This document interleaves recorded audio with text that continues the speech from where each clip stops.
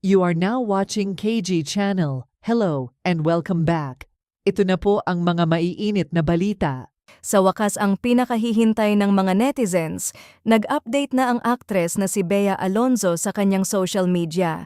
Nagbahagi kasi si Bea Alonzo ng mga larawan kung saan nasa Paris siya kasama ang kanyang team o mga kaibigan. Makikitang masaya si Bea habang nasa Paris, ini-enjoy ang kanyang travel vacation. Ngunit maraming naintriga at nakapansin sa kanyang larawan habang may hawak siyang isang bagay na ringless ang kapuso aktres.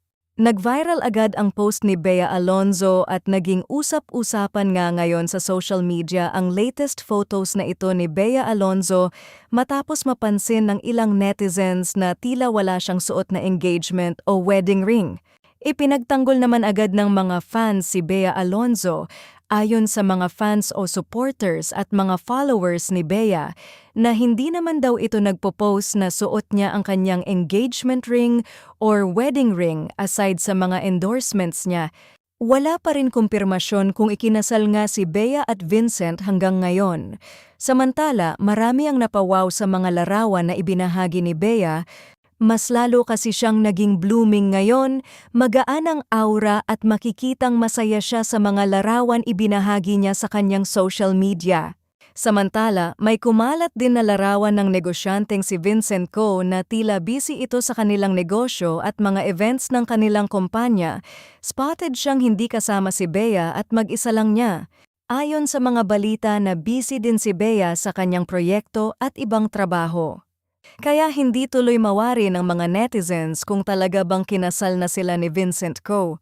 Tila tahimik din ang mga kaibigan, pamilya at mga taong malalapit kay Bea dahil hanggang ngayon ay wala pa rin silang comments tungkol sa kasal ni Bea kung natuloy ba ito o hindi. Ayon naman sa mga balita nitong lumipas na mga araw na hindi man umano natuloy ang kasal ni Bea and Vincent sa Spain, tila tinuloy pa rin ng mga imbitado sa kasal ang biyahe nila pa Spain.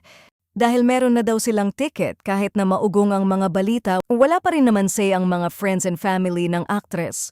Ganun pa man, masaya naman ang mga supporters ni Miss Bea dahil sa wakas ay nag-update na siya sa kanyang social media. Makikita nga dito ang travels ng actress at makikitang masaya naman ito sa kanyang buhay.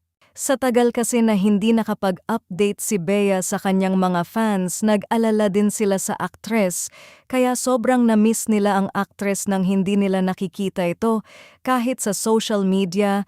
Bukod pa dyan kasi ay sobrang busy ni Bea sa kanyang mga proyekto sa GMA at sa ibang events na kanyang dinadaluhan at mga endorsements.